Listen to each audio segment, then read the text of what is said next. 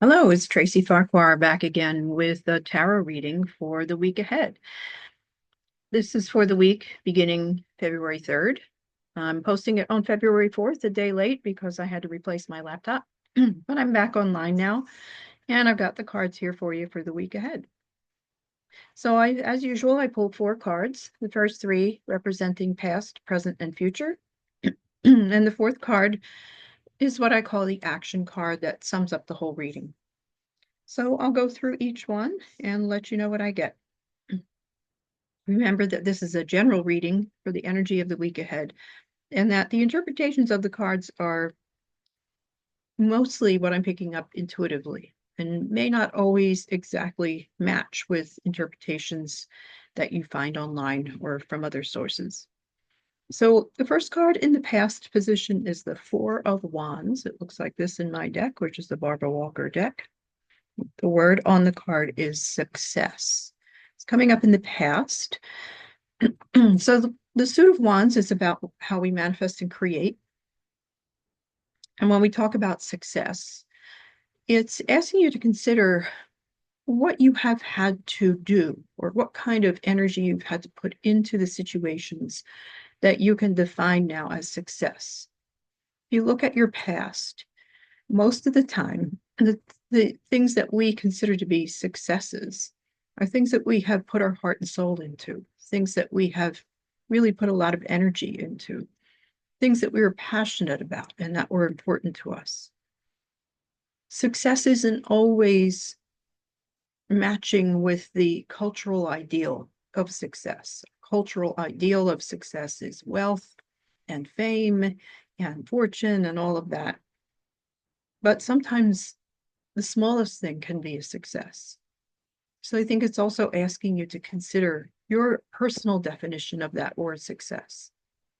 And again, looking back on your life, can you think about the times where perhaps you think that things weren't going to work out, or you were thinking that you were doomed to failure and something turned around?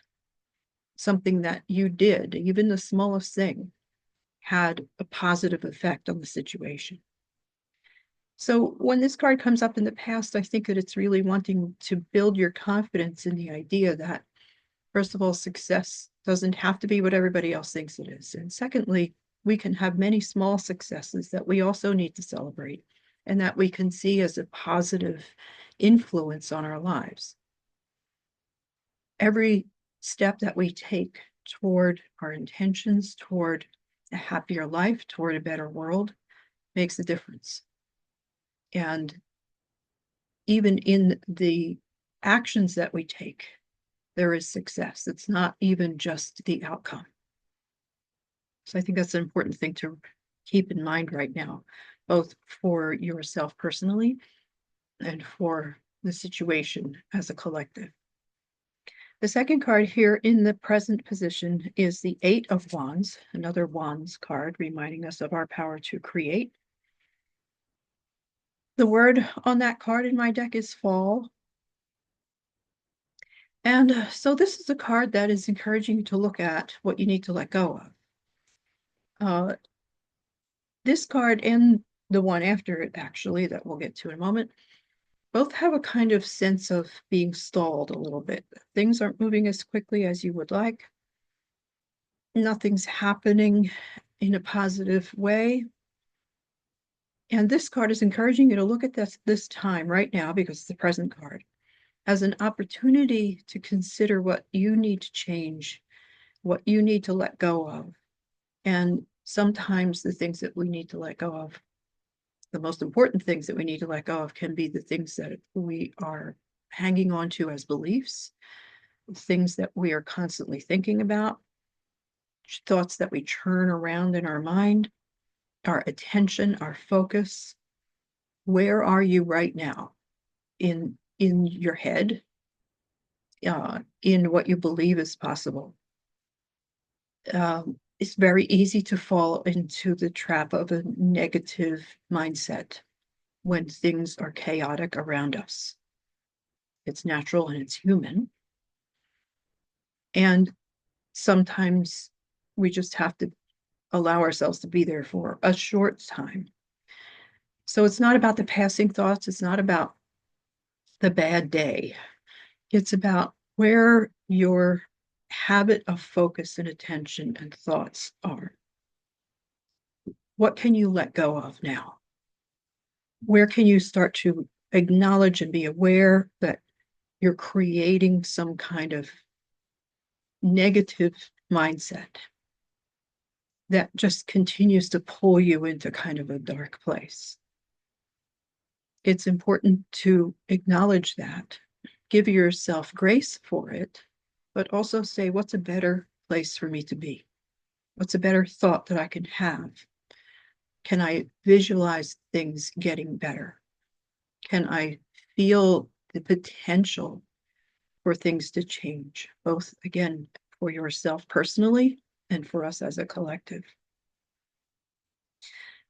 Because these first two cards are wands, they're encouraging us to recognize the power that we have as creators. And that's in our energy, our thoughts, because thoughts are energy, our focus, our attention, our actions, and actions encompass a wide range of things.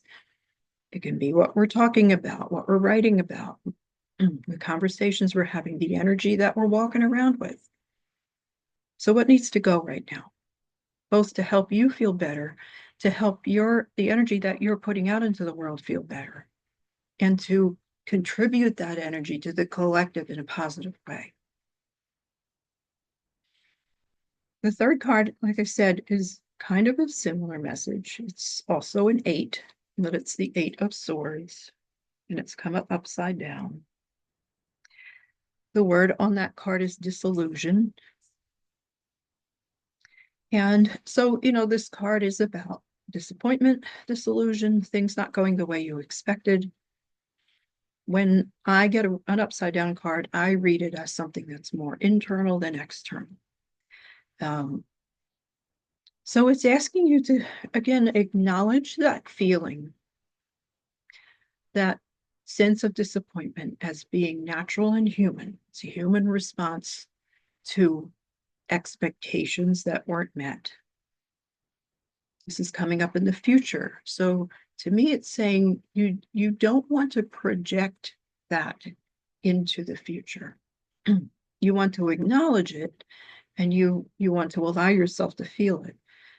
But you also want to look at the expectations that preceded that feeling of disappointment and disillusion, because it's always based on an expectation, and say to yourself, well, maybe that expectation was a little bit out of alignment.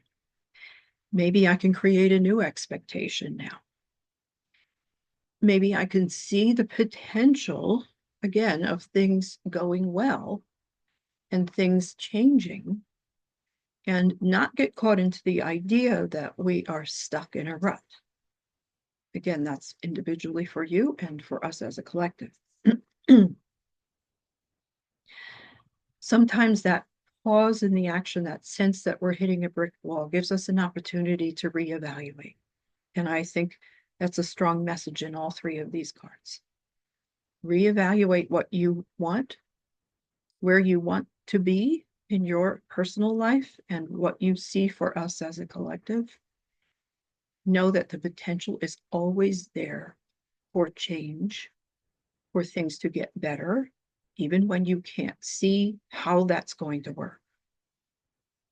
So as much as you want to acknowledge and honor your emotional response to the things that are going on, you also want to contribute the energy of change and things getting better with where you're dwelling in your thoughts, the attention you're giving to certain things, the media, the news, the doom and gloom that's out there. You can acknowledge it without absorbing it and making it the only reality that you are able to see or even envision in your mind. Catch yourself when you start falling down into that abyss and say, what's a better energy that will help me feel better and will help to contribute to the whole? The last card is the Fool, and this is the card that sums everything up. There he is. So the Fool, on first glance, looks like, this jester, silly figure who's about to step off a cliff because he's not watching where he's going. And but I think the real message in this card is about faith. And faith is believing in something that you don't know for sure. You don't have proof of being real. So faith encompasses a lot of things. It can be faith in yourself. It can be faith in a higher power. It can be faith in the sense that things always evolve and change, and that we always have the opportunity to evolve and change ourselves. This card is encouraging a leap of faith. So taking action on something that you believe, but you can't necessarily prove. And that's not an easy thing to do, but I think it's really what's essential right now. It's hard to do that when you're dwelling in a dark place, as the first three cards really point out. So if you can get a picture in your mind, envision a better future for yourself and for everyone, and know that if you can envision it, if you can stir up the emotions around that, the anticipation, the excitement, the sense that I know something good is coming, even if I can't see it yet, can't feel it yet, I can generate that emotional reaction of excitement and feel the truth of it, which is there's always a possibility, there's always a potential for it. And sometimes our lives need to be shaken up a little bit for us to be willing and open to change. So keep the faith, baby, is what I think this whole reading is saying. Take time in your day, in your life, to ask yourself where you are energetically, where you are in your thoughts.